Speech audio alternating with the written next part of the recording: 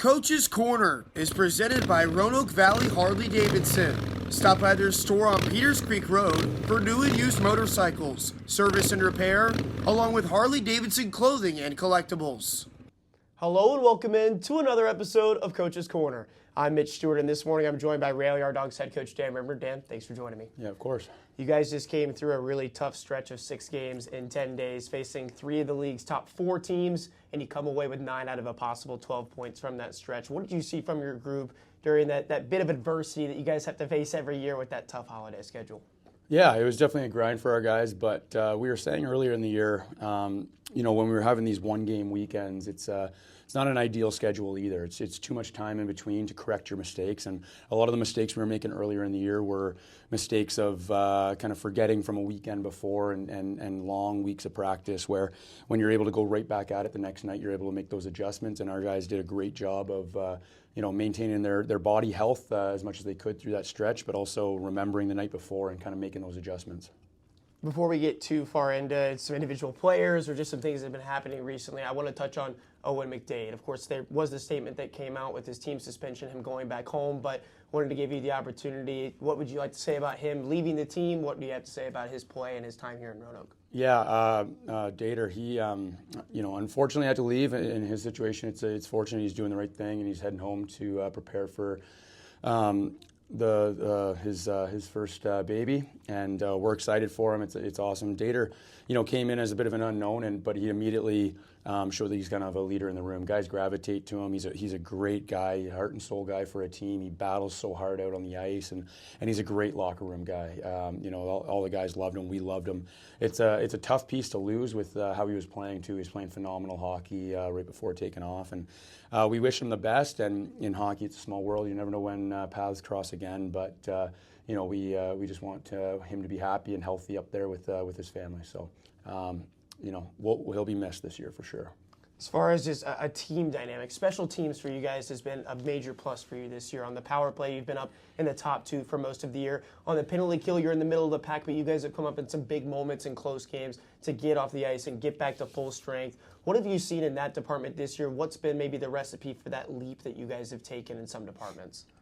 Yeah, I always make the argument, and it's easier to say when your power play is not so good or your penalty kill is not doing all that well, that numbers can be deceiving too. And, you get a 10-second power play at the end of the game, that's 0 for 1. And sometimes that plays into it a little bit.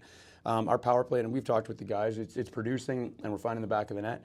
At the same time, we've looked at some video and some games where we don't think we're actually possessing the puck all that well, and we're not setting up exactly what we want, but we have some guys that can put the puck in the net. And so we know there's a ton we can still work on, which is always promising to be running at a pretty high clip and think that, we want more.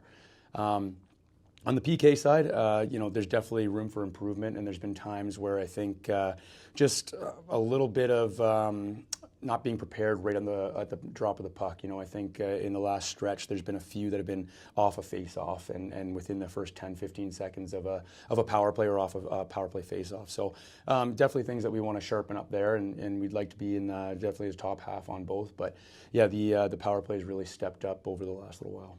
One guy that's involved on both of those units, and he's getting it done at 5-on-5 action too, Steven Albo. He's playing with a whole ton of confidence right now for you guys at all ends of the ice. What has it been about his game here recently that you've been impressed with Steven Albo?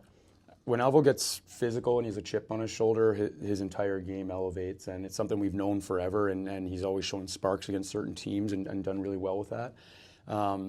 But the last little while, he's found it consistently, and he's inserting himself in positions to kind of take that physicality, which then kind of amps up his game. So I think he's understood the last little while how to get to that level and at a consistent pace too. So another player on the defensive end for you guys that is typically more of a stay-at-home guy, so to speak, but the goals have been coming for him lately. Billy Roach, he's been flying around for you all. What have you thought about his game here in the last couple of weeks as well? Yeah, I don't know if I've ever really considered him just stay at home. Like, he's got so much energy. He's a great skater, hard skater up and down the ice.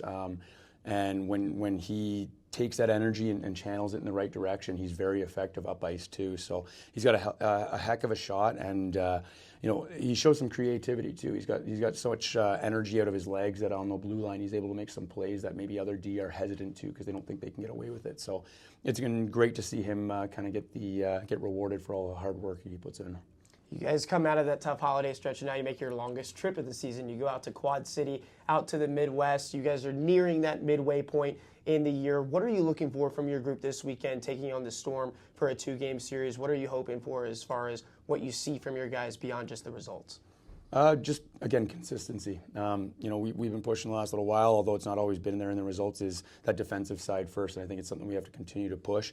I think last game was a great step towards that with some adversity with Ford obviously out of the lineup, a huge piece for us.